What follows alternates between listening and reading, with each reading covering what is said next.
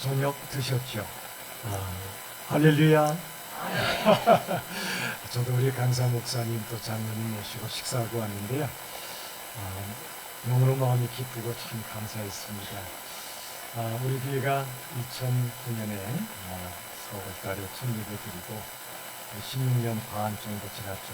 17년째 중간쯤 들어왔는데 가을마다 우리가 이렇게 귀한 강사님을 모시고 말씀 듣는 시간이 얼마나 행복한지요. 우리 옆 사람 인사하십시다. 많이 행복하십시오. 세상이 주는 행복은 금방 꺼져버리지만 우리 주 안에서 주시는 그 행복, 진정한 기쁨, 이것은 주님이 주시기 때문에 꺼질 수가 없는 그런 행복이며 기쁨이고, 특별히 말씀을 통해 주시는 기쁨처럼 큰 기쁨이 없습니다. 오늘 참 귀한 목사님을 모셨는데요. 제가 설명할 시간 최대한 줄이려고 해요. 말씀을 더 듣고 싶기 때문에 제가 사랑하고 참 좋아하는, 존경하는 많은 목사님들이 그 목사님을 한 목소리 이렇게 많이 정말 제게 말씀해 주시고, 저도 오실 날을 참 기대했는데 멀리서 오셨습니다. 청주 바로 옆에 있는, 청주에 포함된다고 들었습니다만 오송이라는 지역에서 이제 또 교회를 또 개척하시고 섬기고 계신데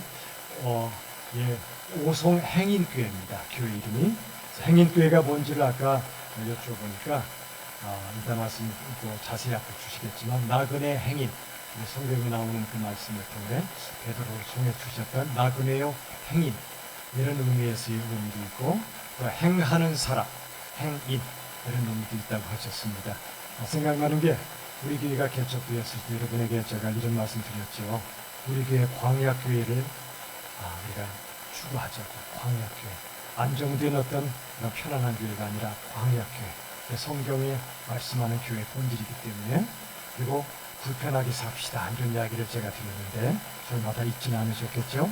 근데 광야교회와 이 오송 행인교회가 이름이 너무 이렇게 겹치는 거예요. 정말 감사하고 우리 목사님 오셨는데, 먼저 한번 말씀 듣기 전에 잠깐 한번 일어나 주시겠습니까? 우리 한번 뜨거운 박수로 한번 권의원 목사님을 제가 주 안에서 형제로 맞이하며 환영합니다. 예, 감사합니다. 예. 오늘부터 이제 3일간 집회가 시작되는데, 3일간의 주제를 제가 정한 적도 있지만 이번에 특별히 부탁을 올려드렸어요. 세상에서 칭찬받는 교회 회복, 저를 따라 합시다. 세상에서 칭찬받는 교회의 회복, 하나님께서 목사님을 통해 주신 주제입니다. 그리고 제가 이 주제를 받았을 때 딱이었습니다. 제 마음속에 너무나 기뻤고 감사했고, 이런 교회가 교회되지 않겠습니까? 이런 주제로 3일간 말씀을 전해 주실 거고요. 오늘과 내일 모레에 걸쳐서 마태복음, 시편, 사도행전 이 세 말씀을 통해 주실 텐데, 이제 교, 신, 행이라는 주제로 오늘은 교, 가르칠 교, 신, 믿을 신, 행, 행할 행. 그래서 교, 신, 행이라는 주제로 이제 하루씩 말씀을 전해 주실 예정으로 있습니다. 우리 손 식구들 집에서 편하게 있어, 이건 사랑이 아닙니다. 좀 괴롭히십시오. 이 거룩한 축제의 장소에 우리가 적극적으로 모시도록 합시다. 그래서 우리만 은혜 받지 않고 내일 그리고 모레 우리 열심히 함께 예배드릴 수 있기를 바라고, 이 방이 모자라면 옆방도 좀 준비를 해놨으니까 함께 은혜 받을 수 있기를 간절히 바랍니다. 오늘 이 자리에 혹시 처음 오셨거나 소개해야 될 분이 혹시 계신가요? 혹시 처음 오셨거나 혹시라도 예. 제가 점점 눈이 나빠 잘 안 보여요. 어쨌든 오늘 오시면 정말 잘 오셨습니다. 하나님께서 우리에게 주신 은혜를 사모하는 마음으로 3일간 열심히 참여해 주시기 부탁을 드리겠습니다.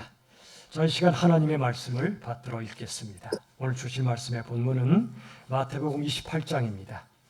18절로부터 20절 말씀. 목사님 이 말씀 맞지요? 저희가 받아서 준비한 말씀인데, 오늘 주신 말씀의 본문 제가 받들어 읽고 마지막 20절은 다 같이 읽어주시기 바랍니다. 18절 말씀. 예수께서 나와 말씀하여 이르시되 하늘과 땅의 모든 권세를 내게 주셨으니 그러므로 너희는 가서 모든 민족을 제자로 삼아 아버지와 아들과 성령의 이름으로 세례를 베풀고, 함께 시작. 내가 너희에게 분부한 모든 것을 가르쳐 지키게 하라. 볼지어다 내가 세상 끝날까지 너희와 항상 함께 있으리라 하시니라. 아멘. 우리 시간 목사님 나오시죠. 나오실 때 오른손 들으셔서 할렐루야 힘차게 한번 외칩시다. 할렐루야. 감사합니다.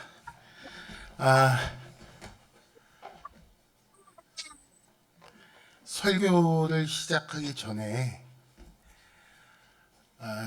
아이스 브레이크부터 하는 거라고 옛날 부흥사님들이 말씀을 하도 하셔서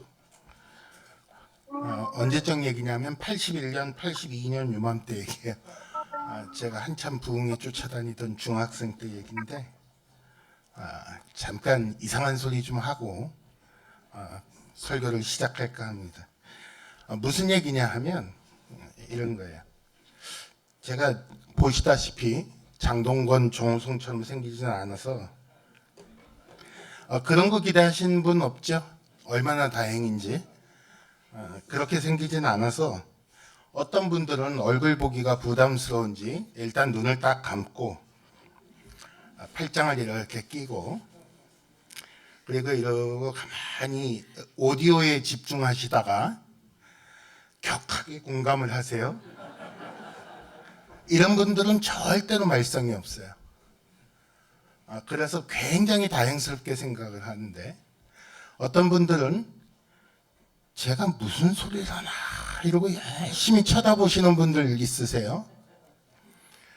그럼 이제 그 눈빛을 가끔 제가 오해를 해서 저분이 뭔가 설명이 부족해서 이해가 안 되나 보다. 그리고 열심히 또 설명을 더 하고 다시 설명하고 다른 말로 설명하고 이러다 보면 자꾸 시간이 늘어나요.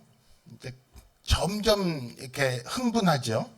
흥분해서 열심히 막 떠들고 나면 그런 분들은 나가면서 뭐라 그러시냐면 지가 나를 언제 봤다고 혼을 내고 야단이야 이러고 가세요.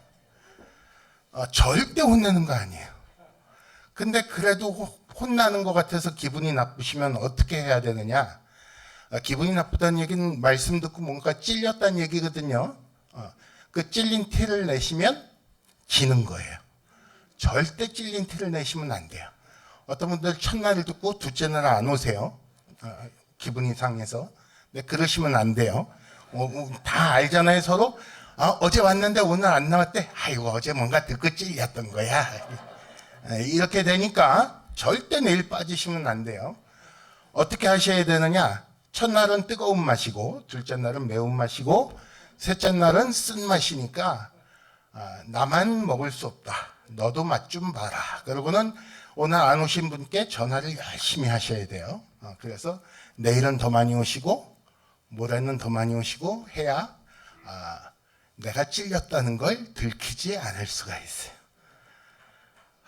이렇게 어울리지도 않게 이상한 소리를 이제 본격적으로 말씀을 드리겠습니다. 잠깐 기도하고 시작하겠습니다. 하나님 아버지, 주께서 사랑하시는 귀한 교회에 귀한 성도들 앞에서 주의 말씀을 증언합니다. 주께서 이 시간 주관하여 주시어서 주께서 전하고자 하시는 말씀이 주의 백성들에게 들려지게 하여 주시옵소서. 예수님 이름으로 기도합니다. 부흥회라는 이름을 얼마 만에 들어봤는지 잘 기억이 안 나요. 부흥회가 뭔가요? 부흥회는 부흥을 기원하는 모임이에요. 그렇죠? 부흥회니까 부흥을 기원하는. 얼마나 다행인지. 여기 중고등학생 있으면 이런 얘기 해봐야 아무도 못 알아들어요.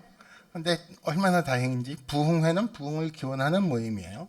그러니까 부흥이 뭔지 생각을 해봐야죠. 국립국어원 사이트에 들어가서 검색을 했더니 쇠퇴하였던 것이 다시 일어남 혹은 그렇게 되게 함이라고 써 있어요. 무슨 얘기냐면 우리들끼리 서로 지금 우리는 예전보다 쇠퇴해 있다라고 인정하고 있는 거예요. 그렇죠? 그래서 이걸 다시 일으키고 싶어서 모인 거예요. 무슨 말인지 아시겠죠? 우리는 지금 예전보다 쇠퇴해 있어요. 일반적으로 뭐가 쇠퇴해 있다고 생각하냐 하면 영적 상태가 쇠퇴해 있다고 생각을 해요. 예전보다 열심히 식었다. 예전보다 내 신앙이 조금 수그러들었다. 너무 예전처럼 열심을 내지 않는다. 이런 식으로 생각들을 하는데 그것만이 문제가 아니에요. 어쩌면 그보다 더 심각한 문제는 숫자가 줄고 있어요. 열린비전교회는 어때요? 목사님, 여기는 부흥하는 교회일 것 같긴 한데 한국교회 전체로 보면 수가 갑자기 확 줄었어요. 코로나를 지나면서 엄청나게 줄었어요. 그야말로 쇠퇴하고 있어요. 그래서 다시 부흥시켜 일으켜 세워 숫자가 늘면 좋겠다는 생각들을 많은 교회에서 하고들 있어요. 그런데 그렇게 안 되는 이유가 뭐냐 하면 교회의 숫자는 신앙의 부흥이 있어야 부흥을 하는 거예요. 영적으로 쇠퇴해 있으면 숫자가 줄게 돼 있어요. 근데 교회가 영적으로 쇠퇴해 있다는 걸 뭘로 아느냐? 세상에서의 교회를 대하는 말이나 시선을 보면 알 수가 있어요. 요즘 들어서 교회에 대해서 세상에서 칭찬하는 말이 많다, 조롱하고 비난하는 말이 많다. 예전보다 조롱과 비난이 늘어났어요. 조롱과 비난이 늘어나니까 그 조롱과 비난을 받으러 일부러 교회에 올 사람이 누가 있어요? 오히려 교회에 있던 사람이 조롱과 비난을 못 견디고 나가지요. 그렇죠? 이게 문제인데, 이게 사실에 근거한 조롱이든 오해 때문에 일어난 비난이든 그게 뭐든 이 문제를 해결해야 교회가 수적으로 부흥할 수가 있어요. 그래서 주제가 사도행전 2장 47절 온 백성에게서 칭송받는다라는 말씀을 가져와서 말씀을 드리는 거예요. 주제를 일부러 그 말씀을 가져온 거예요. 세상에서 칭찬받는 교회.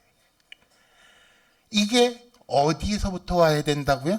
우리 지금 교회 안에 있는 사람들의 신앙의 부흥이 있어야 이 문제가 해결되는 거예요.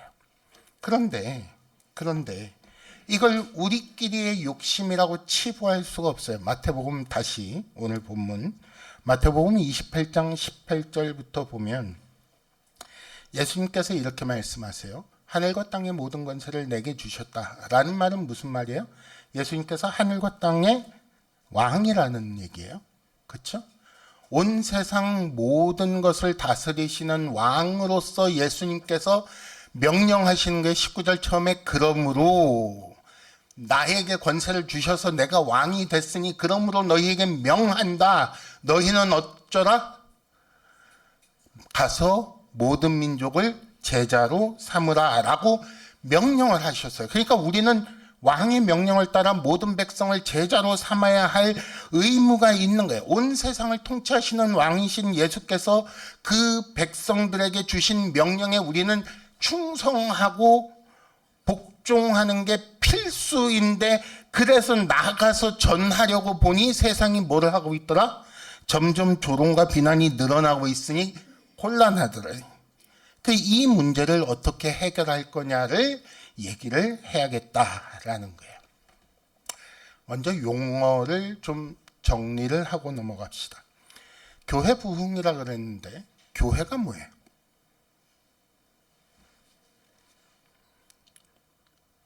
교회 부흥이라 그랬는데 교회에 우리 기독교 그랬는데 기독교는 뭐예요?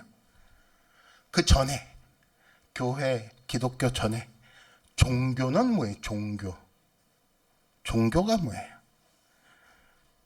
보통 이렇게 질문을 하면 뭐라고 대답을 하면 어떤 존재, 신이라고 불리우는 존재에게 빌어서 그분의 힘을 빌어다가 내가 복을 얻는 것을 종교라고 생각하는 경우가 많이 있어요. 예를 들어 봅시다. 만약 그런 거라면 목사님 가정의 아이와 아이가 몇 살인지 몰라요. 목사님 가정의 아이와 우리 장로님 가정의 아이가 하필 똑같이 고3이었다고 가정을 해봅시다. 둘 다 아버지도 어머니도 아이도 열심히 주 앞에서 기도를 했어요. 하나님이 감동을 한 27번쯤 할 정도로 열심히 기도를 했어요. 그래놓고 딱 한 자리 있는 학교에다가 원서를 둘이 같이 넣었어요. 둘 중에 누가 될까요?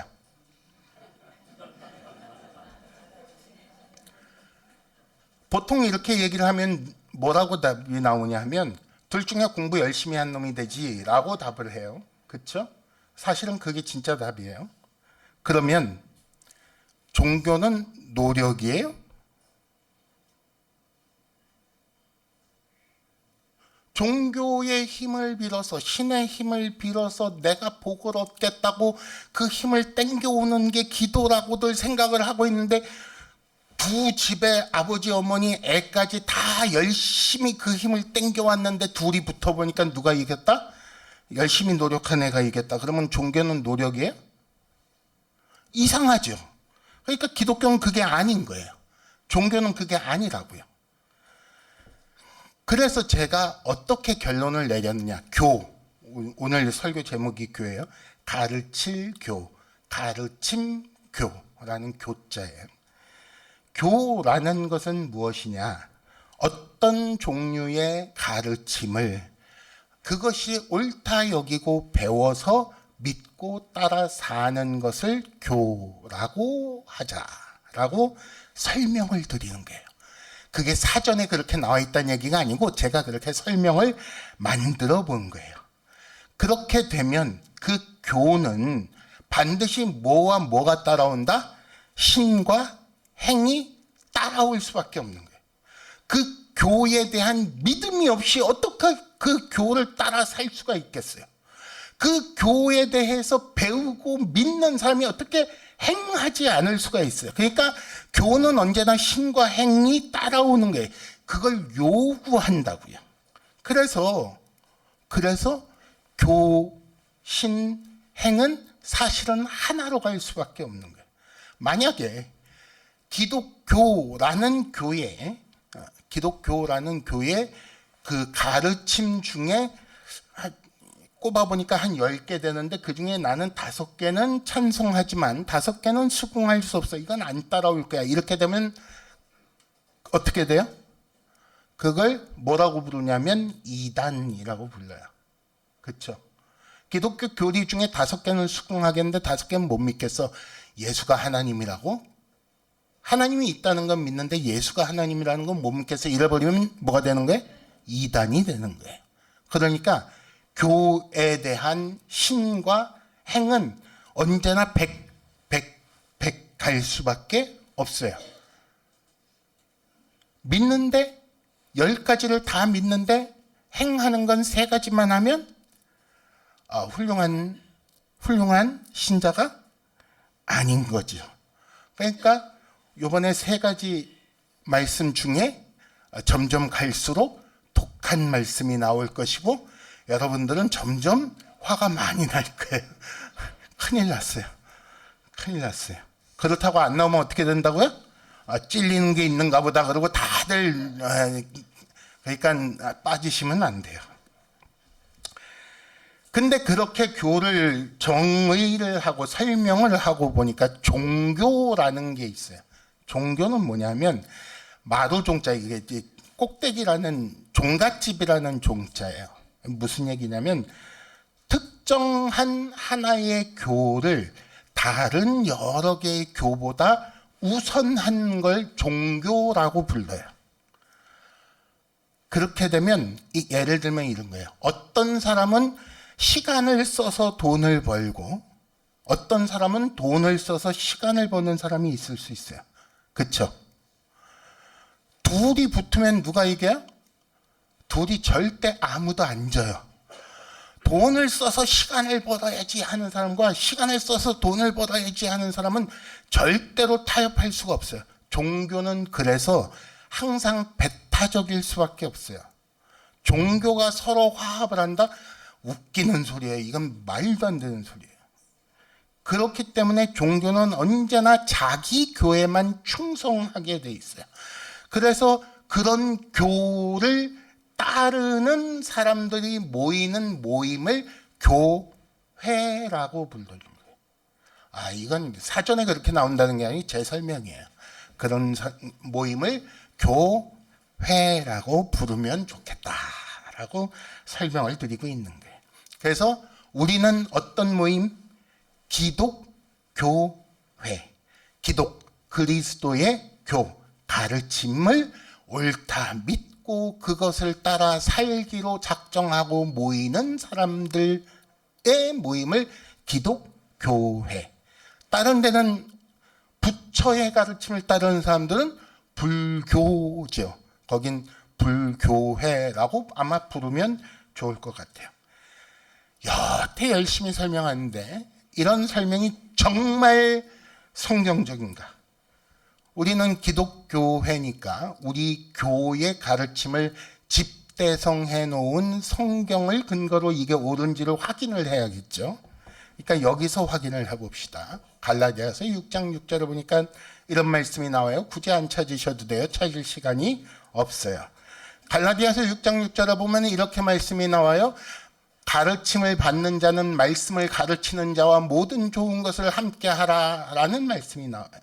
모든 좋은 것을 함께 하라는 나중에 얘기를 하기로 하고 언제가 될지 모르지만 거기에 교회를 둘로 나누고 있는데 어떻게 나누고 있어요?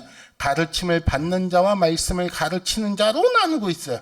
교회는 그러므로 어떤 곳이다? 누군가는 가르치고 누구는 가르침을 받는 곳이 교회다. 아까 설명한 게 맞죠? 그러니까 교회는 이 가르침이 누군가에게서 누군가에게로 전수되는 곳이 교회라고 성경 갈라디아 6장 6절에 나오고 있는 거예요. 근데 그 가르침에 대해서 우리는 어떻게 해야 된다? 야고보서 1장 22절에 보니까 너희는 말씀을 행하는 자가 되어라. 듣기만 하여 자기를 속이는 자가 되지 말거라 라고 했어요. 듣기만 하고 행하지 않는 건 사기꾼이라는 얘기예요. 아까 얘기했죠? 교 중에 일부만 믿거나 믿는 중에 일부만 행하는 사람은 잘못된 거예요. 그렇죠? 모든 교회에 대해 가르침에 대해 모두 믿고 모두 따라 행하는 사람이 진짜 교인인 거예요. 그런 면에서 야고보서 1장 22절은 그 말씀을 하고 있는 거예요. 말씀을 행하는 자가 되어라. 교는 언제나 신과 행을 요구하는 거예요. 그리고 이것이 왜 기독교이냐? 히브리서 1장 2절 이 모든 날 마지막에 하나님께서 누구를 통해 말씀하셨다? 자기 아들 그리스도 예수를 통해 말씀하셨다라고 나와 있으니 우리의 교를 뭐라고 부르는 것이 합당하다? 그리스도교 혹은 기독교라고 부르는 것이 합당하다. 우리가 믿고 따라 행하려고 하는 이 교의 출처, 근원이 어디서부터 온 것이다? 하나님으로부터 예수 그리스도를 거쳐 우리에게 온 것이다 라고 정리하고 있는 거예요. 기가 막히게 성경적이죠. 왜냐하면 제가 그렇게 따왔으니까 그런 거예요. 이걸 일두는 앞서 설명을 그렇게 만든 거예요. 여기서 오늘 본문으로 연결이 돼요. 자, 하나님께서 최종적으로 완성된 가르침을 누구를 통해 주셨다? 예수 그리스도를 통해 주셨습니다. 그 예수께서 뭐라고 하셨다고요? 왕의 권위를 가지고 말씀하시기를 가서 모든 민족으로 제자를 삼으라 라고 명령하셨어요. 19절, 20절 왕의 명령이에요. 제자를 삼아라. 너희의 수하로 삼아라. 너희의 부하로 삼아라. 너희의 종으로 삼고 하지 않으시고 제자로 삼으라 그러셨어요. 제자는 뭐예요? 제자는 스승의 가르침을 잘 배워 그 가르침이 옳다고 여기고 그 가르침을 믿고 따라 행할 뿐 아니라 다른 사람에게 그 가르침을 전승하는 사람을 제자라고 불러요. 그러니 교회에 들어온 사람들은 당연히 제자일 수밖에 없고 제자여야 하는 거예요. 우리 장로님 얼마나 잘 알아들으시는지 고개를 끄덕끄덕 눈 뜨고, 눈 감고 아니고 눈 뜨고 얼마나 힘이 되는지 몰라요. 난 지금 여러분들이 못 알아들을까 봐 막 찔찔매고 있는데 앞에서 장로님이 고개를 끄덕끄덕거리 너무 안심이 되고 좋아요.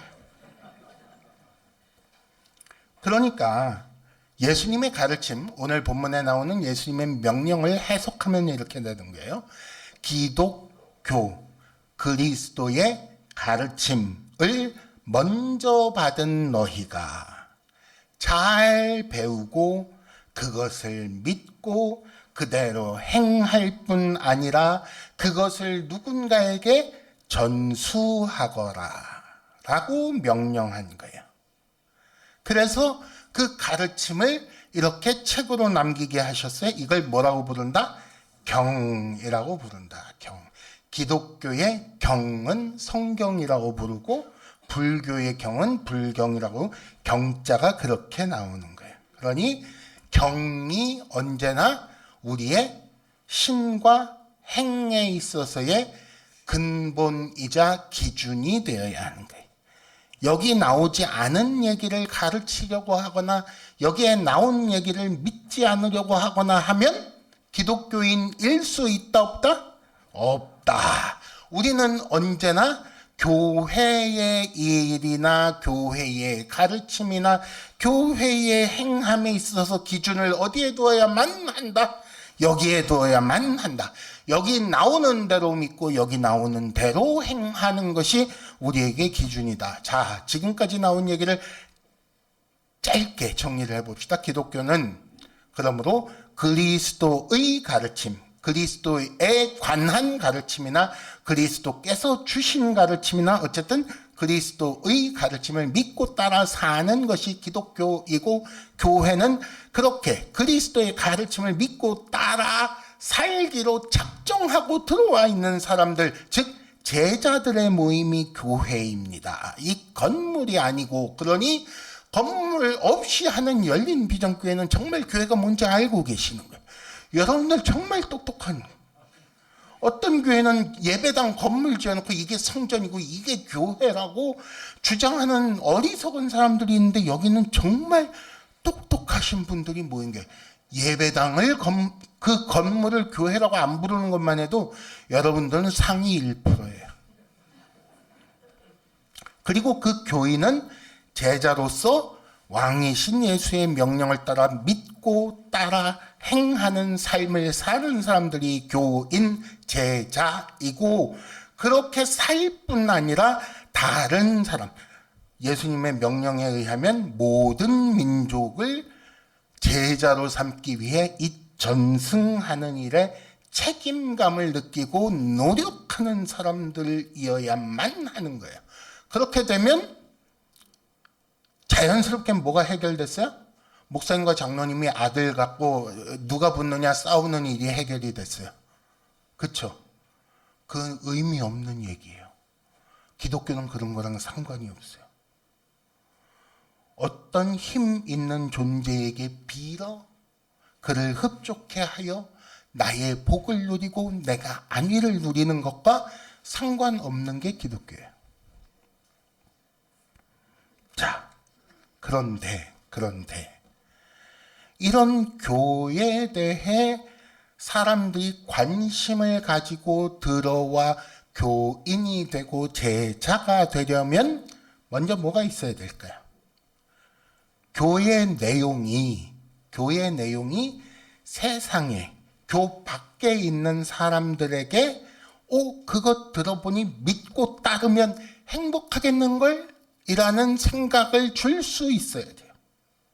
이 교회 가르침대로 살면 행복하겠는데? 라는 소망을 가질 수 있어야 누가 여기 들어오려고 그러지? 야, 저기 들어가면 쪽박 차겠는데? 이렇게 되면 누가 들어오겠어요? 그죠? 처음에도 말씀드렸잖아요. 교회가 비난받고 조롱당하고 하니까 교인 수가 줄어드는 거라니까요. 여기 들어오면 행복하겠다는 생각이 들어야 누가 들어올 것 아니겠어요? 그렇죠? 그래서 경에 기록된 교의 내용이 기독교가 말하는 그 가르침 자체가 세상이 소망할 만한 것인지, 이걸 믿고 따르면 정말 행복할 만한 것인지 확인부터 우리가 해야 돼요. 만약에 이렇게 확인을 해봤는데 여기 있는 아무 말씀을 봐도 도무지 나한테 소망이 될 것 같지 않으면 여러분들 오늘 다 듣고 나가도 시간이 조금 아깝겠다. 중간에 나가셔도 돼요. 정말요. 이게 여러분들한테 소망이 되지 않고 여기에 가르침 따라 사는 게 여러분들을 행복하게 할 것 같지 않으면 교회 다니지 마세요. 뭐로 돈 버는 것도 아니고 돈 쓰고 다녀야 되는데 왜 다니세요? 그쵸? 혹시 돈 벌러 다니시는 분 계세요? 그래서 처음부터 살펴봅시다. 창세기 1장. 하나님께서 창조를 하셨어요. 첫째 날 빛을 만드시고 둘째 날 어떻게 하시고 셋째 날 넷째 날 다섯째 날 여섯째 날 하시고 마지막에 창조하신 게 뭐예요? 창세기 2장 2절 하나님께서 마지막에 안식을 창조하셨어요. 그 얘기는 뭐예요? 하나님의 창조의 목적은 무엇이다? 하나님께서 지으신 온 세상 모든 것이 창조 세계가 하나님 다스림 안에서 안식을 누리는 것이 하나님의 창조의 목적이었다. 그쵸? 안식을 누리는 게 하나님의 목적이라니까요. 자, 이 중에 안식하기를 원하지 않으시는 분 없잖아요. 그쵸? 눈 감으신 분은 별로 안 보이는데 왜들 응답이 없지? 이해가 안 되나? 다시 얘기를 해야 되나? 하나님이 안식을 만드셨다고요. 온 세상 모든 것이 안식을 누리기를 원하셨다고요. 근데 이 중에 안식하기를 원하지 않으시는 분은 없잖아요. 세상 사람들 중에 아니야, 난 안식 같은 거 필요 없어. 열심히 고생하고 열심히 스트레스 받고 할 거야 라는 사람이 있다 없다? 없다. 그러니까 성경에서 말하는 하나님께서 원래 창조하실 때에 목적하신 바 그 안식은 이 안에 있으나 저 밖에 있으나 다 똑같이 소망할 만한 것이다. 창조 목적이 이루어져서 온 세상이 참된 안식을 누리는 건 세상도 원하는 바이다. 그런데 어쩌다가 그게 없어졌을까요? 여섯째 날, 일곱째 날 안식을 만드셨는데 그게 어쩌다 없어졌어요? 사람의 죄 때문에. 그래서 온 세상이 안식을 잃어버렸어요. 그 얘기가 어디 나오냐면 창세기 3장 17절에 나와요. 창세기 3장 15절에 뱀에게 먼저 말씀하시고 그 다음에 여자에게 16절, 남자에게 17절 말씀하실 적에 뭐라고 말씀하시냐면 수고하여야 소산을 먹을 것이다. 고생문이 훤하게 열렸네 라고 말씀하신 거예요. 그렇죠? 그래서 하나님께서 이렇게 사람의 상황을 설명하시는 거예요. 너희에게 이제 안식은 없게 되었다라고 말씀하시는 거예요. 그러니 안식을 다 잃었어요. 하나님께서 에이 고소하다 그러고는 뒷짐지고 가만히 계셨다? 아니요. 뭔가 일을 시작하셨어요. 무슨 일을 시작하셨어요? 이 문제를 해결하고 참된 안식을 다시 얻도록 하기 위해서 뭘 하셨다? 그리스도를 보내셨습니다. 그래서 그리스도와 그의 사역이 기쁜 소식입니다. 복음입니다. 이것은 세상도 기뻐할 만한 것입니다. 라고 우리는 주장하는데, 근데 만약에 이걸 하나님께서 아담과 하와 아니면 조금 더 내려가서 가인과 아벨 정도의 그리스도를 보내셨으면 어떻게 됐을까요? 아무도 못 알아들었을 거예요. 그리스도가 뭐야? 그쵸? 그리스도라는 말 뜻이 기름 부음 받은 자라는 뜻이에요. 기름 부어서 세우는 직분이 있어야 기름 부음 받은 자라는 말에 설명이 될 것 아니겠어요. 그러니까 가인과 아벨 때는 그리스도가 오셔봐야 아무 소용이 없는 거예요. 그래서 하나님께서 천천히 아무도 이해하지 못하는 세월을 지나며 그걸 설명해 오시기 위해 여러 가지로 애쓰시다가 히브리서 1장 1절 옛적의 선지자를 통해 여러 부분과 여러 모양으로 말씀을 하시다가 그 후에나 그리스도가 오시게 일부러 늦추신 거예요. 그럼 그동안 누가 이런 얘기를 들었다? 아브라함도 들었고 모세도 들었어요. 아브라함을 통해서 예를 들면 대속의 죽음에 대해서 가르쳐 주셨어요. 아, 그렇구나. 내가 죄가 있고 내가 죽어야 하는 자리에서 나 대신 다른 어떤 존재가 생명을 잃음으로써 내가 살 수 있는 길이 열리는구나를 아브라함 때 미리 가르쳐 주신 거예요. 예수님의 일을. 모세를 통해서도 가르쳐 주셨어요. 제사를 드리기 위해 짐승을 잡아서 그 생명을 드리면 내가 죄가 있어도 사는구나. 그런 걸 가르쳐 주셨다고요. 하나님의 그 다스림 안에서 안식을 누리는 방법들을 하나하나 가르쳐 주시는 거예요. 그 중에 어떤 것도 있느냐? 예를 들면 신명기 11장 한번 봅시다. 이건 같이 보시면 좋겠어요. 화면을 보세요. 신명기 11장 11절. 모세를 통해 이렇게 말씀을 주세요. 너희가 건너가서 차지할 땅 가나안 땅은 산과 골짜기가 있어요. 그래서 하늘에서 내리는 비를 흡수하는 땅이에요. 이게 우리말로는 흡수하는 땅이라고 되어 있는데 무슨 얘기냐면 산과 골짜기가 있어서 땅이 하늘에서 비가 내리면 그 물을 마시는 땅이에요 라는 얘기야. 그렇게 해서 어떻게 된다? 12절. 네 하나님의 눈이 항상 그 위에서 지켜보고 있다가 13절. 명령을 청종하고 너의 하나님을 사랑하면 그러면 14절. 이른 비와 늦은 비를 적당히 내려서 너희에게 언제나 곡식과 포도주와 기름이 있게 하고 15절. 심지어 너희 가축을 위하여 들에 풀이 나게 하고 무슨 얘기예요? 공짜로 먹고 살게 해줄게. 이것보다 안식을 더 잘 설명하는 일이 뭐가 있어요? 연명하기 위해서 수고해야만 하는 인간 세상을 향하여 이것보다 더 기쁜 소식이 뭐가 있어요? 연명을 하기 위해 일할 필요가 없다는 거야. 하나님의 말씀대로 하나님의 명령을 지켜 살면 하나님께서 거저 먹고 살게 하신다. 참된 안식을 주신다라고 말씀하신 거예요. 무슨 말이야? 하나님을 통해 구원하시고 하나님을 통해 구원받아 죄 문제를 대속이라는 방식으로 해결하고 그리고 먹는 문제, 연명하는 문제는 하나님께서 해결해 주시고 사람은 그저 그 하나님의 영광을 위하여 하나님의 뜻대로 사는 것만 잘하면 거저 먹고 사는 그런 세상을 이 땅에 이루실 것이라고 알려주신 게 모세오경이고 그 알려주신 대로 한번 살아보아라. 너희가 그리하여 주변 나라들에게 많은 세상 사람들에게 보여주어라 라고 하신 게 이스라엘 민족이었던 거예요.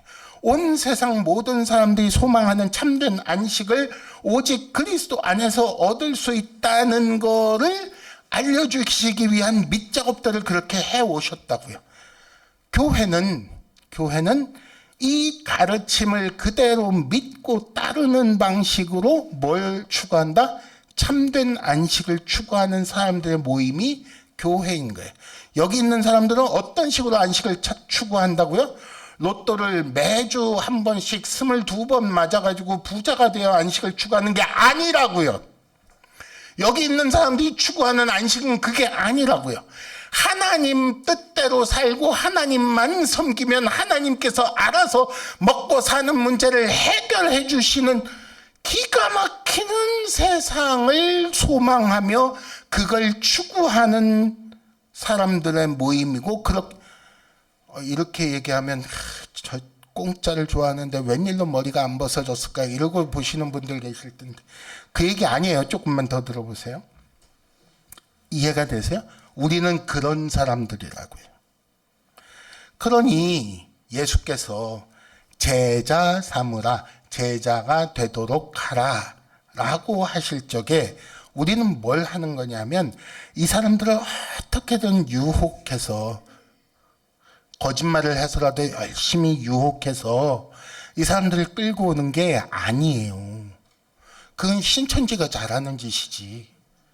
그것 말고 우리는 세상 모든 사람들이 참된 안식을 얻도록 하기 위해 이걸 전하는 거예요. 그런 복음을 전하는 거라고요. 너 잘 되라고 가르쳐 주는 거야 라고 당당하게 나서셔야 돼요. 나서셔야 돼요. 나서셔야 돼요. 그럼 그 명령을, 모든 족속을 제자를 삼으라 라는 이 명령을 어떻게 수행하면 좋을까? 각 사람이 자기의 능력을 따라 혹은 자기의 장기를 가지고 다른 사람들을, 그 얘기했죠. 유혹하고 속여서 끌고 오는 거 아니라고 얘기했어요. 그죠? 그러니까 자기 능력을 발휘할 게 없어요. 어떻게 해야 돼요? 우리 왕이신 주께서는 얼마나 젠틀하신지, 친절하신지. 네 마음대로 하지 마. 내가 방법도 가르쳐 줄게. 그리고 방법까지 가르쳐 주셨어요. 그 방법이 첫째, 오늘 본문 19절에 나와요. 어떻게 하라고요? 어떤 방식으로 제자를 삼으라?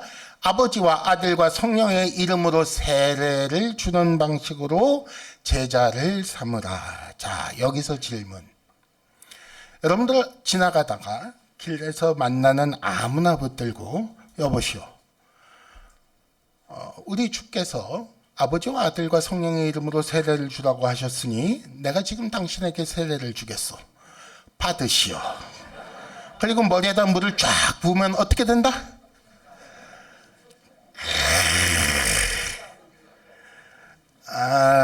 어떻게 되는지 잘 모르겠어요.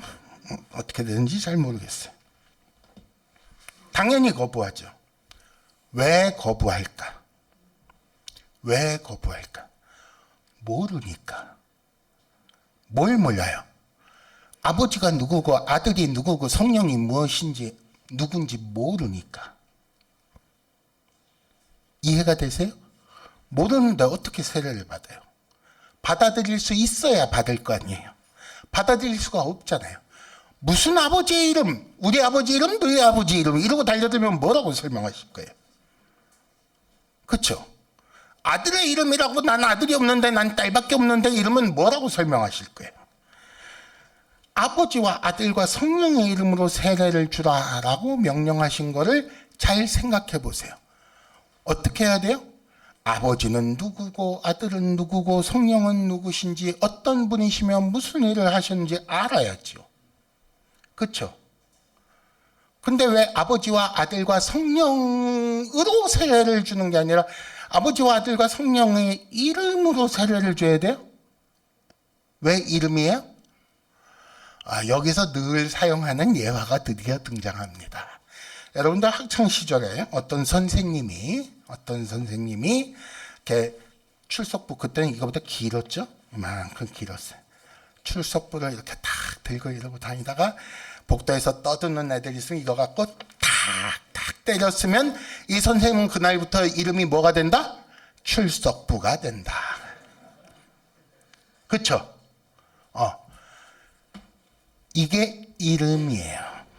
이름이라는 것은 그가 한 일을 기억하게 하고 생각나게 하는 것을 이름이라고 불러요.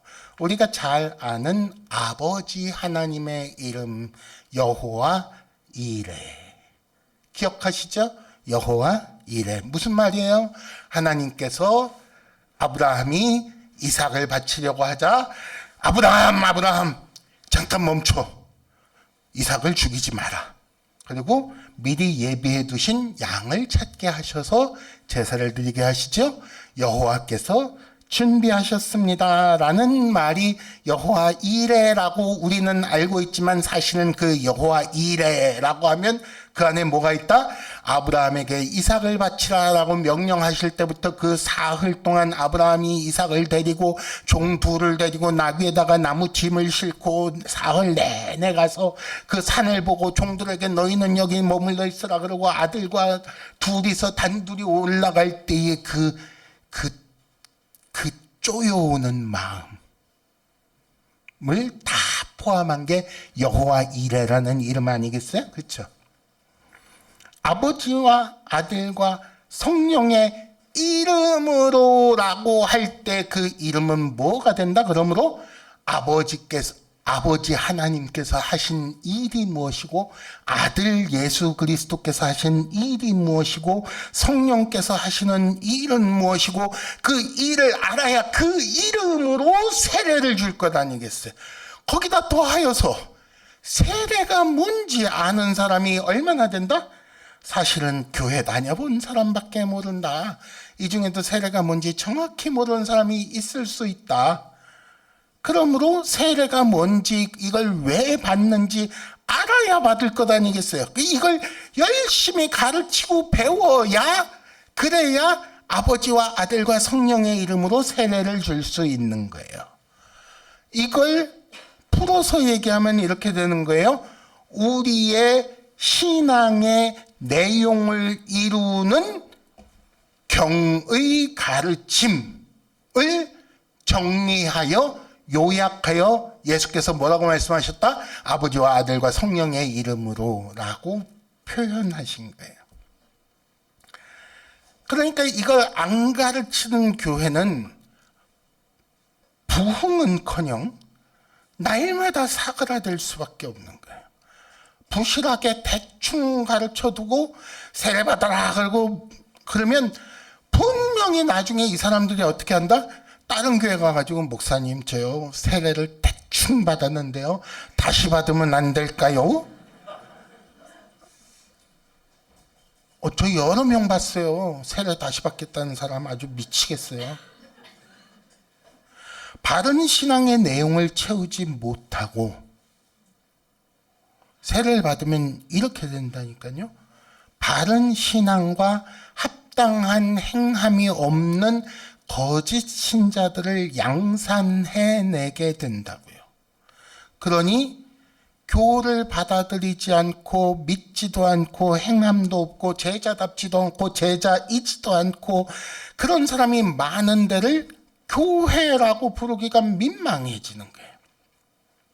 근데 그런 교회들이 교회 욕을 다 먹이고 있고 그 바람에 세상이 교회를 싸잡아서 비난하고 조롱하고 있고 교회 안에 믿음이 약한 자들이 자꾸 떨어져 나가고 그래서 부흥이 필요한 지경에 이르는 거 아니에요. 그렇죠? 이게 교회사에도 많이 있던 일이에요.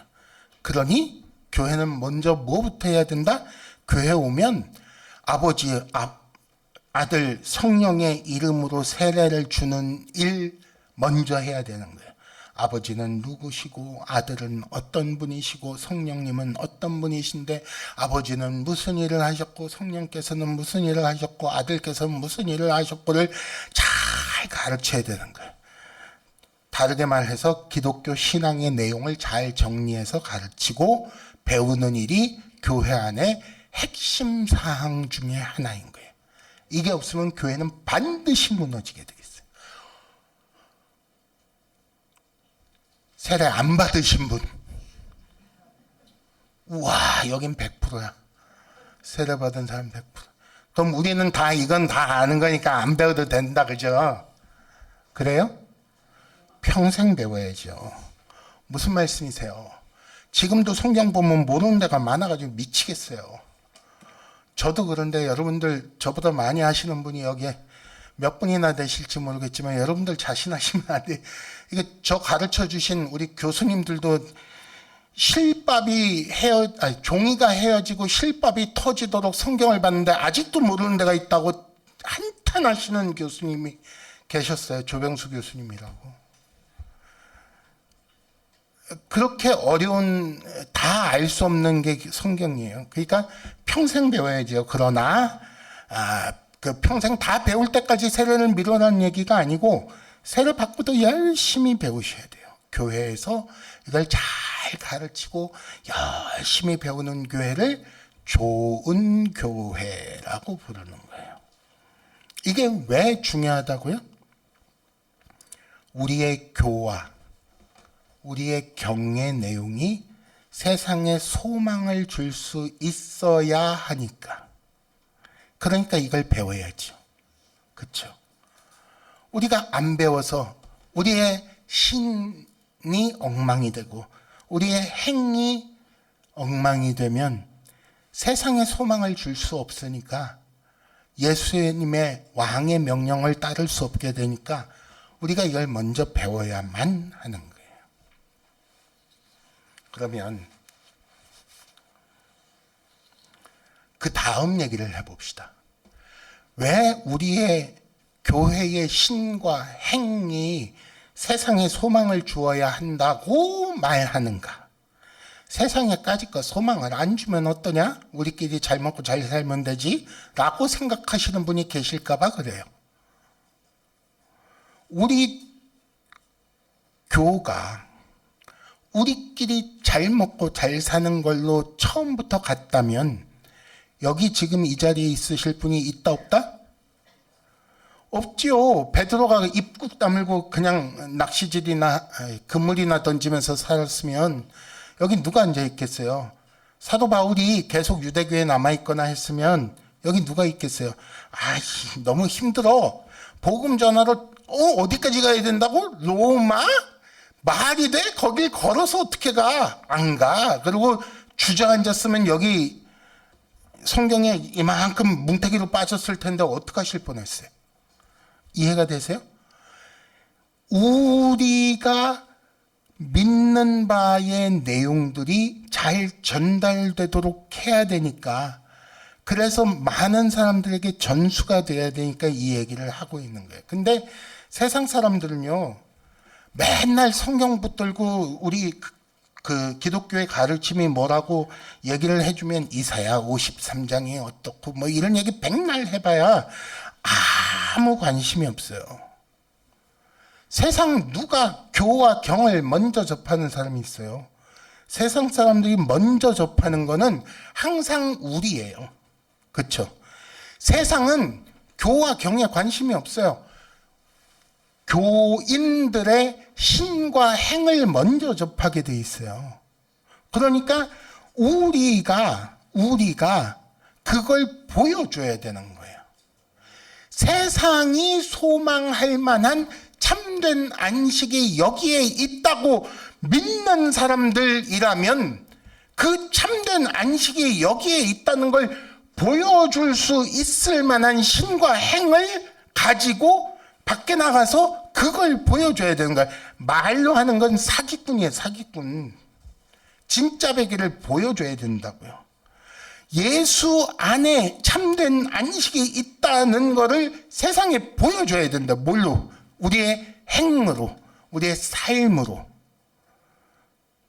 근데 안식을 보여줘야 되는데 어떻게 해야 되느냐가 문제인 거예요. 정리하면 이런 거예요. 안식을 소망하는 신앙과 삶이 우리에게 있다는 걸 보여주는 것도 중요하지만 그걸 소망하는 것은 세상도 똑같아요. 그래서 이런 거죠. 엄마가 교회 가서 예수님한테 하나님한테 빌면 네가 세상에서 좋은 학교 합격도 하고 좋은 직장에 취직도 하고 승진도 하고 돈도 많이 번단다. 그러면 아들은 뭐라 그래요? 요즘 아들은 그런 거 필요 없어. 주일날 우리 부장님하고 골프 쳐야 되고 우리 이사님하고 술 접대하러 다니면 그러면 승진하고 돈 많이 벌어 라고 말하면 대답할 말이 없죠. 단지 참된 안식을 소망한다는 것만으로는 부족하고 기독교에서만 참된 안식을 얻을 수 있다는 것을 분명히 보여줄 만한 신과 행이 있어야지 세상이 관심을 가지고 온다고요. 이해가 되세요? 그걸 내가 소망하고 있어가 문제가 아니라 내가 이미 누리고 있어를 보여줘야 된다고요. 나는 안식을 누리고 있어를 보여주지 않으면 네가 안식을 얻게 될지 아닐지, 내 길이 맞는지 네 길이 맞는지 어떻게 아냐 그러고 안 온다니까요. 그렇잖아요. 나는 진짜로 그 안식을 이미 누리고 있어라는 걸 보여줘야, 우와, 나는 아직 고생길이 훤한데 너는 벌써 안식을 누리네? 어떻게 그렇게 하는 거야? 어떻게 해야 나도 안식을 누릴 수 있는 거야? 라고 물어오게 되는 거예요. 그러니까 그걸 먼저 보여줘야 된다고요. 이미 나는 안식을 누리고 있단다를 보여주라고요. 그 대표적인 방법 중에 하나가 뭐냐면 구약에서 안식일, 절기, 여러분들 이 말 들으면 뜨끔하실 분들도 계실 텐데 11조 이런 것들이 안식하는 삶을 보여주는 거예요. 우리 옛날에는 며칠 주기로 살았어요? 여러분들 7일 주기가 당연한 게 아닌 거는 아시죠? 월화수목금토일 하는 거, 일월화수목금토 쉬는 거, 이거 당연한 거 아닌 거 아시죠? 옛날 한국에서는 며칠 주기로 살았냐면 열흘 주기로 살았어요. 한 달 30일을 상순, 중순, 하순 해서 살았어요. 그러니까 5일장이 있고 좀 시골은 10일장 하고 그러는, 아시죠? 7일장 있는 동네 보셨다 못 보셨다? 한국은 7일짜리가 없어요. 7일 주기로 살아본 역사가 없어요. 한국은. 이 7일 주기로 사는 게 어디서 나왔을까요? 성경에서 나왔어요. 하나님께서 첫째 날, 둘째 날 해서 여섯째 날까지 일하시고 일곱째 날 쉬시는 하나님의 그 모범을 통해 7일 주기의 삶이 만들어진 것이고, 그걸 모세에게 명령하여 이스라엘 백성들에게 광야 40년 동안 훈련시키신 거예요. 어떤 식으로? 안식일 전날 평소에 2배의 만나를 주시고, 안식일 날은 나가면 만나가 없게 하셨다고요. 그런 식으로 7일 주기로 사는 법을 40년을 훈련을 시키시는 거예요. 그게 안식이니. 안식일은 뭐냐면 하나님 안에 안식이 있다는 걸 훈련하는 날이 안식일이에요. 절기도 마찬가지고. 절기 며칠 쉬는지 계산해 보셨어요? 일주일마다 한 번씩 안식일을 쉬고, 봄의 절기에 6월절과 무교절 합쳐서 8일 통으로 쉬고, 50일 있다가 맥추절에 하루 쉬고, 가을 되면 1일날 나팔절이라고 쉬고, 10일날 속죄일이라고 쉬고, 15일부터 21일 지나 22일까지 총 8일 동안 절기를 지내고, 그렇게 지내고는 아이고 겨우 지났다 그랬더니 6회 지나고 나면 7회째 뭐가 와요? 안식년이 와요. 안식년이 오면 1년 통으로 농사를 못 지어요. 그렇게 7번 하고 나면 그 다음 해에 뭐가 와요? 희년이 와요. 1년 통으로 날렸는데 그 다음 해에 희년이라고 또 1년을 또 쉬라 그래요. 농사가 망한다 안 망한다? 농사 지어보신 분? 농사는요 요일 가지고 짓는 게 아니거든요. 비 오기 전에 해야 할 일이 있고, 비 온 다음에 해야 할 일이 있고, 해가 떴을 때 해야 될 일이 있고, 해가 질 때 해야 될 일이 있는데, 해가 뜨고 나니까 안식일이라고 쉬라고 그러고, 절기됐다고 일주일씩 예루살렘에 올라와서 성전에서 그러고 있으라 그러고, 밭에 저거 따야 되는데 좀 있으면 깨가 터지면 하나도 못 건지는데 이러고 있고. 웃으시는 분들은 농사 지어보신 분들이. 저는 안 지어봤지만 알아요. 농사 짓는 동네에 살아가지고. 농사 망치기 딱이라고요. 하나님 말씀대로 살면. 그러니까 사람들이 죽어라고 율법을 안 지키는 거예요. 근데 하나님 그렇게 살으라는 거예요. 뭘 훈련시키려고 그랬다? 그렇게 놀고 있는 거를 세상이 보고 쟤네는 노네? 어떻게 놀지? 어떻게 놀 수가 있지? 나는 안달이 나가지고 이러고 있는데 쟤네는 어떻게 놀까? 물어보는 거예요. 너희는 어떻게 놀아? 야, 작년에도 놀았잖아. 올해도 논다고? 2년을 연거푸 논다고? 너 로또 됐어? 이런. 그러고 물어보면 뭐라고 대답한다? 나도 쉬기 싫은데 우리 하나님이 쉬래. 이것 때문에 안식하라는 거예요. 무슨 말인지 아시겠어요? 기독교인이 안식을 세상에 보여줘야 된다니까요. 그것뿐인가요? 레위기 19장에 보니까 곡식을 벨 적에 반 모퉁이까지 베지 말라는 거예요. 이삭을 흘렸거든 줍지 말라는 거예요. 그 다음에 신명기 24장에 보니까 그 단을 두고 왔으면 그거 가지러 도로 가지 말라는 거예요. 이리 빠지고 저리 빠지고 이렇게 나누고 저렇게 나누고 뭐하고 거기다 11조를 3번을 내라는 거예요. 11조 여기 11조 3번이라고 하면 또 경계하시는 분이 계실까봐 설명을 굳이 드리자면 레위기 18장에 레위인에게 주는 11조가 있고요. 신명기 14장에 가면 절기 때마다 11조를 내가지고 그거 갖고 1년 3차 절기 때 쓰라고 돼 있고요. 그 다음에 신명기 14장 그 뒤에 보면 그 11조를 모아서 가난한 자 주게 돼 있거든요. 그러니까 11조는 헌금의 종류가 아니고 한 번 헌금하는 양이 자기 수입의 10분의 1씩 내놓는 거예요. 구약 성경에 의하면. 얼마나 다행인지. 마음 졸였는데 이제서야 안심이 됐어요. 그걸 3번씩 내놓으라는 거예요. 그렇게 되면 열심히 농사 짓는 사람하고 비교했을 적에 내 손에 이익으로 남는 돈이 얼마나 될까요? 저쪽은 일주일에 7일 일하고 7년에 7년 일하고 자기 반 모퉁이까지 베다가 남의 밭 것까지 슬쩍 더 베고 포도 열매 악착같이 다 따고 새 갖다 먹을까 봐 금을 치고 했는데 여기서는 일주일에 하루는 쉬고 절기마다 쉬고 7년째 쉬고 50년째 쉬고 반모퉁이까지 안 베고 이삭 떨어졌으면 안 줍고 단 두고 왔는데 안 가지러 가고 그러면 이 사람은 수입이 얼마나 된다? 걱정하지 말라는 거예요. 그걸 하나님께서 책임져 주신다는 거예요. 그게 성경에서 구약에서 말씀하신 내용인 거예요. 그걸 그렇게 살게끔 해서 뭘 하라는 거예요?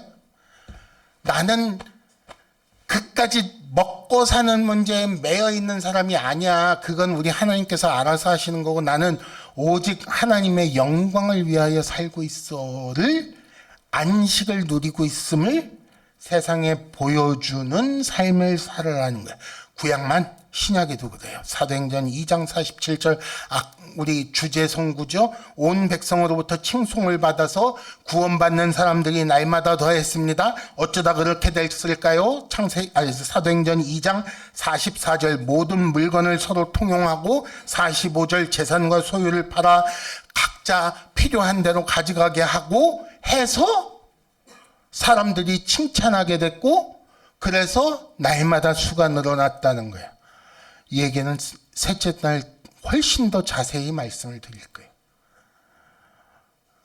괜히 얘기했다. 셋째 날 안 오시겠다.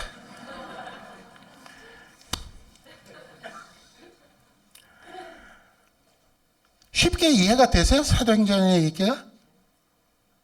사도행전 얘기가 쉽게 이해가 되세요? 그렇게 하고 싶으세요? 막 그렇게 하려고 지갑 꺼내려고 하면 손이 팔팔 떨리지 않으세요? 떨리잖아요. 그렇죠? 그 사람들은 물욕이 없어서 그랬을까요? 다 로또가 24번씩 맞았을까요? 그 사람들은 공산주의자였어요? 아니요. 공산주의랑 기독교 사도행전 2장이랑 뭐가 다를까요? 공산당은 그걸 법으로 정한 거고 사도행전 2장은 자발적으로 한 거예요. 사랑 때문에. 절대적으로 둘이 붙을 수가 없어요. 이 사람들은 곧 종말이 올 거라고 생각했기 때문에 인정사정 볼 것 없이 다 헐어서 나누어 줬습니다라고 설명하는 어떤 학자도 있는데 아니요. 하나님께서 인정하신 선행이 착각에서 온 거라고 착각하시면 안 돼요. 이런 삶의 근원을 보셔야 돼요. 제자를 삼으라. 제자를 삼으라. 어떤 방식으로? 첫째 말고 이제 두 번째 20절. 분부한 모든 것을 가르쳐 지키게 하라. 예수께서 가르쳐 주신 것 중에 신앙과 관련된 건 앞서 말씀드렸고, 행동, 삶에 관련된 것들을 이렇게 말씀하신 거예요. 하나님께서 예수를 통해 교와 경을 통해 우리에게 전하신 것이 두 가지가 있어요. 하나는 무엇이다 라는 내용은 이건 신앙과 관련된 것이고, 그러므로 뭐뭐 하라 라는 게 이게 행실과 관련되어 있는 것인데, 이걸 말씀하신 거예요. 모든 것을 지켜 살 수 있게끔 가르쳐라 라는 거예요. 단순히 지식 전달이 아닌 거예요. 단순히 지식 전달이 아닌 거예요. 자, 보십시오. 저게 피아노예요. 여러분, 여기가 도입니다. 도. 아셨죠? 그 다음은 레, 그 다음은 미. 이렇게 한번 가르쳐요. 자, 지금부터 쇼팽을 칩니다. 칠 수 있다, 없다? 벌써 웃으시잖아. 말도 안 되는 소리예요. 어떻게 그렇게 돼요? 그런 일은 있을 수가 없어요. 그런 삶을 살게끔 가르치라라는 말은 무슨 말이다? 훈련시켜라 라는 말이에요. 훈련시켜라. 근데 이 훈련을 안 시켜요. 안 가르쳐요. 어떻게 살아야 되는지 가르치질 않아요. 어떤 교회에서는 겨우 가르치는 게 뭐냐면, 예배 열심히 나오세요. 기도 열심히 하세요. 헌금 똑바로 하세요. 눈 특별히 이렇게 째리면서 헌금 똑바로 하세요. 봉사 열심히 하세요. 라고 말들을 해서 그걸 열심히 하게끔 하기 위해 그래야 복 받아요 라고 이렇게 보상 심리를 노리는 말들을 하는 경우는 많이 있지만, 그러다 보니 세상에 보여줄 게 없어졌어요. 세상에 보여줄 게. 세상 사람들이 그리스도인을 보면 너는 교회에 왜 돈 쓰러 가? 그런다고요. 아까 식사하면서 잠깐 얘기했는데, 너는 교회에 왜 돈 쓰러 가? 왜 돈을 내고 일도 하고 그러고 오는 거야? 라고 말한다고요. 맨날 교회 봉사하고 헌금하고 얘기만 하니까 세상 사람들 보기엔 돈 써가며 일하러 가는 것처럼 보인다고요. 그거 말고 참된 안식을 보여주는 삶을 살아야 된다니까요. 근데 지금 말한 걸 보세요. 구약식으로 안식일 지키고 절기 지키고 안식년 지키고 거기다 희년 지키고 뭐 곡식 벨적에 모퉁이까지 베지 말고 이걸 다 지킨다고 해보세요. 이게 인간 본성의 수긍이 되는 삶이에요? 아니요. 이건 인간 본성을 거스르는 삶이에요. 누가 이렇게 살고 싶어요? 하나라도 더 갖고 싶지. 솔직히 그렇지 않다? 손 들어보세요. 없잖아요. 봐요. 하나 나만 들어내. 큰일 났네. 아무도 그걸 원하지 않는다고요. 누구도. 내 주머니에 이미 들어와 있는 것 중에 하나를 헐어가지고 남을 준다고요. 말도 안 되는 소리를 하고 있어요. 그런 사람이 세상에 그걸 원하고 그걸 좋아서 하는 사람이 어딨냐고요. 근데 왜 해야 된다고요? 주께서 명하셨으니 하는 거예요. 그렇죠? 그러니까 무슨 소리가 나오느냐? 예수는 내가 믿었는데 복은 네가 받는구나 라는 말이 나오는 거예요. 그래서 딴 사람 복 주기 위해서 사는 사람들처럼 살게 된다고요. 이 지식이 아니라 행함이 사람의 이 본성을 거스르는 가르침이기 때문에 뭘 해야 된다고요? 자, 여기가 도예요. 도 눌러보세요. 여기가 레예요가 아니라 죽도록 매일매일 피아노를 연습을 해야 피아노를 잘 칠 수 있게 되는 것처럼 이 삶은 훈련이 필요하다고요. 훈련해야 되고 자기 점검을 해야 되고 교정을 해야 되고 반복을 해야 되고 탁구 배우러 갔더니 한 달 내내 서서 이것만 하게 하고 공은 쳐다도 못 보게 해가지고 두 주 만에 그만두고 오고, 그 다음에 테니스 하러 갔더니 하나 둘 셋 이것만 죽도록 가르쳐가지고 테니스 채 라켓 그 비싼 돈 주고 산 걸 집어 던지고 오고, 그런 사람이 있다 없다? 있다. 그만큼 훈련은 어렵다. 그런데 기독교인의 삶은 그런 훈련이 필요하다라는 얘기를 하고 있는 거예요. 거기다 연습 상대도 있어야 되잖아요. 실전도 해봐야 되는 거예요. 그 연습 상대가 누구예요? 자, 지금부터 옆 사람 얼굴을 봅니다. 이 사람이 내 연습 상대다. 이 사람이 나랑 실전을 치를 스파링 상대다.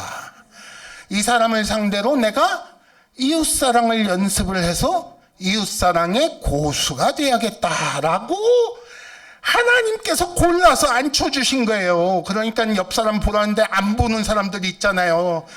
네 얼굴을 보느니 내가 눈을 감는다 그러고 안 보는 사람들이 있다니까요. 왜 그러는 거라고요? 그 사람을 사랑하는 방법을 연습하라고 하나님께서 일부러 붙여주신 거예요. 그런 사람 중에 제일 사랑하기 힘든 사람 옆에 붙인 사람이 누구냐면 우리 권사님들 맨날 원수라고 부르는 그분들이에요. 도무지 철이 안 들어. 20대에 결혼해서 지금 80이 넘는데 아직도 철이 안 들어. 이 왼수가 왜 붙여주셨다고요? 내가 이 한 사람에 대해서만큼은 가장 잘 알고 하나님 뜻대로 가장 잘 사랑해 줄 수 있도록 연습시키려고 연습 상대로 붙여주신 거예요. 싸워서 헤어지라고 붙여주신 게 아니고 사랑하는 법을 연습시키려고 붙여주신 거라고요. 그렇게 해서 점점 더 성장하여 어떻게 되도록 하늘나라의 하나님 나라의 천국에 어울리는 사람이 되도록. 이걸 훈련을 안 하니까 세상 사람들이 뭐라 그래요? 야, 너 같은 게 천국 가면 난 차라리 천국 안 간다. 이 소리 한단 말이야. 그렇게 되면 안 되잖아요. 야, 난 네가 너무 좋아서 너 따라서 천국 가고 싶어. 어떻게 하면 돼? 이러고 묻게 만들어야 될 거 아니에요. 그렇죠? 그렇게 묻게 만들어야 된다. 천국에 어울리는 사람이 돼야 되는 거예요. 이걸 초대교회에서 열심히 가르쳤을 거 아니에요. 그러니까 사도행전 2장 42절 사도로부터 가르침을 받아라고 나오는 거예요. 사도들이 열심히 가르치고 그 가르침을 받아서 그렇게 연습해서 그런 삶을 살게 되니 세상이 칭찬하고 믿는 자의 수가 늘어났더라. 교회가 부흥했더라라는 거예요. 회개하기 전에 예수 믿기 전에 세상에 있을 적에 어떻게든 잘 먹고 잘 살기 위해서 내가 돈만 벌 수 있으면 무엇이든 하겠다. 오직 내 삶의 목표는 돈이다 이러던 사람들에게 예수님의 가르침을 가르쳐 주는 거예요. 뭐라고? 너희 보물을 하늘에 쌓으라. 이런 뜬구름 잡는 소리를 어떻게 해야 이 명령에 순종하는 사람이 될 수 있을지 연습한다니까요. 너희가 하나님과 재물을 겸하여 섬기지 못하느니라. 무엇을 먹을까 무엇을 마실까 염려하지 말라. 이것은 모두 다 이방인이 구하는 것이요 너희는 먼저 그의 나라와 그의 의를 구하라. 그리하면 이 모든 것을 너희에게 더하시리라. 설마 이러고 아무도 안 해봤잖아요. 그러니 세상 사람들한테 보여줄 게 없죠. 정말로 하나님의 나라를 구하였더니 먹는 것, 마시는 것, 입는 것을 하나님께서 다 책임져 주셨더라를 경험하는 삶을 사는 거를 세상에 보여주어야 우와, 넌 먹고 살기 위해서 노력하는 것 같지 않은데 어떻게 먹고 살아? 를 물어볼 거 아니에요. 먹고 사는 문제를 뛰어넘은 사람처럼 참 안식을 누리는 사람처럼 살아야 세상이 관심을 가진다고요. 그제서야. 이것 때문에 그 교육을 받고 그 연습을 해서 그 연습 상대들을 쳐다보니 우와, 세상에 나는 3개 가졌는데 너는 하나도 없냐. 내가 1개 반은 주긴 조금 아깝고 그래도 1개는 줄게. 나눠 먹는 거예요. 이걸 연습한다니까요. 이걸 사도행전에서 뭐라고 표현했다? 서로 통용하였다 라고 표현한 거예요. 자기 소유를 팔아 통용하였다. 그렇게 하니 세상에서 볼 적에 아이고 저게 사람 사는 거지. 이렇게 살아서 뭐 남기겠다고 내가 이 고생을 하고 사나. 저렇게 살아야 되는데. 나도 저렇게 살고 싶은데. 혹은 아마도 이 경우가 더 많겠지만 나도 저 틈에 들어가서 좀 얻어서 먹고 살고 싶은데. 어떻게 저 틈새에 낄 수 없을까? 가 되어야 온 백성으로부터 칭송받아 구원받는 자의 수가 늘어나는 것입니다. 정리해 봅시다. 하늘과 땅의 모든 권세를 가진 왕이신 예수께서 명령하셨습니다. 첫째, 아버지와 아들과 성령의 이름으로 세례를 주라고 명하셨습니다. 둘째, 분부한 모든 것을 가르쳐 지키게 하라고 명령하셨습니다. 이 두 가지 방식으로 결국 명령하신 건 무엇입니까? 모든 백성으로 제자를 삼으라고 하셨습니다. 이것이 왕의 명령이니 여러분 복종해야 한다, 안 해야 된다? 해야 한다. 하지 않으면 뭐가 된다? 역적이 된다. 그러므로 우리는 우리 믿음과 행함의 바른 길을 찾아야 합니다. 믿음과 행함의 바른 길. 예수께서 명하신 두 가지. 그걸 통해 세상이 우리를 보고 칭찬하게 하여 우리 교회의 가르침, 관심을 가지게 해야 합니다. 그리고 관심을 가질 때 그때 내가 너한테만 특별히 가르쳐 줄게. 이 안식은 아무나 누리는 것이 아니란다. 지금부터 가르쳐 줄 테니까 잘 들어 하고 우리의 교를 그때 소개한다. 아버지와 아들과 성령의 이름으로 세례를 주는 일을 그때 한다.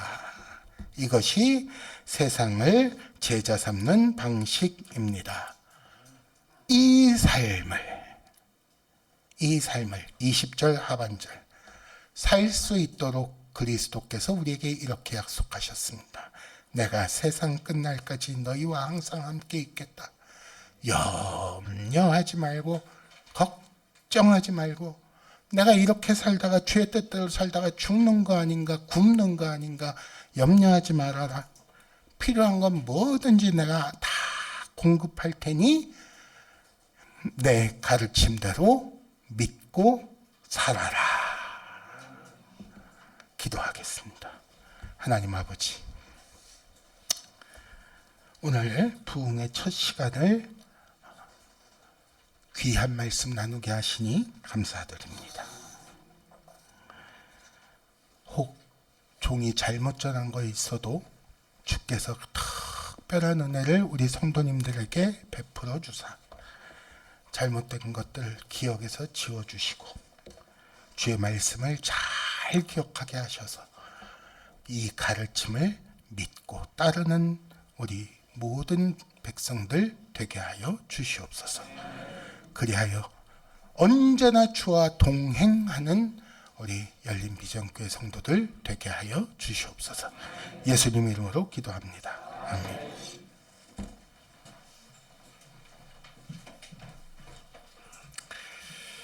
찬양